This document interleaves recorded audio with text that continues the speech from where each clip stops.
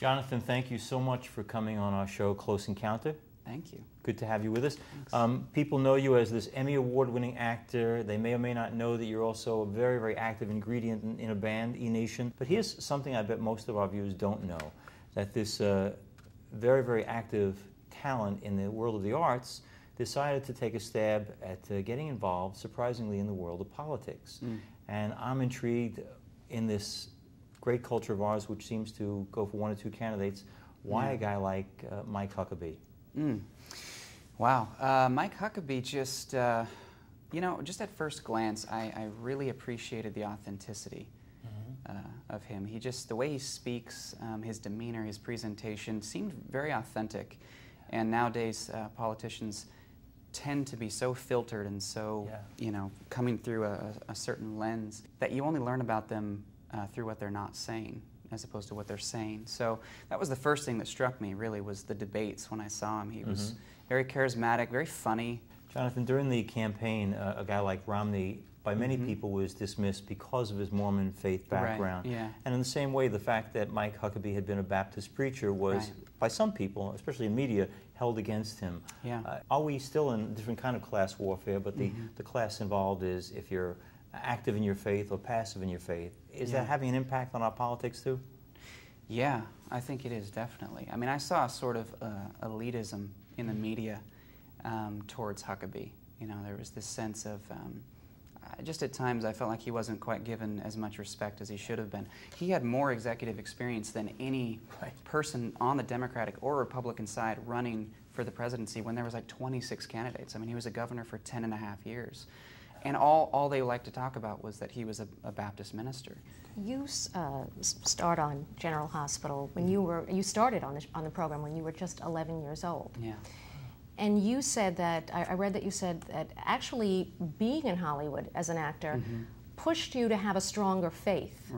As opposed to what some people would say, wow, you know, you're in this lifestyle and there's all kinds of temptations, you're a young guy. How did that make you stronger? It pushed me to make a choice. I happened to make the choice towards a relationship with God. But, I mean, it was just as much pushing me the other way, you know? I don't know, I just sat down at some point, I looked at my life and I thought, you know what, I'm going to go one of two ways here, and I better make up my mind now. For our viewers may or may not know that Jonathan is a married man as well to Lisa. She was Lisa Voltaggio, and also an actress. Jonathan, you got married young, and you went ahead to have two beautiful children. But for one so young, that's an amazing double commitment to make. Yes, it is. The courage to do that, the strength to say, I'm not here to give marriage a try. It's not about a warm, gushy feeling. It's about a decision to love for life. Where in you did that come from? Well, that certainly, I think, was something that was instilled by my parents. You know, they've been married for, I don't even know how many years now, maybe 36 or something like that. And I grew up with that sense of safety in the idea of covenant, the idea of commitment regardless of whether you're having a good day, a bad day, or a good month or a bad month. There was this sense that we stay together. And so for me growing up, that was always my picture of marriage. I mean, marriage was not something that you have a test run at. How did you meet your wife? I met Lisa, I was leaving General Hospital and she was just coming on to the show. I won an Emmy and I got up there and I thanked Jesus. And it really just kind of shocked her. We'd never met except briefly. And there was something in her that kind of shook because she'd grown up with, you know, faith and belief in God, but she'd she completely had walked away from it.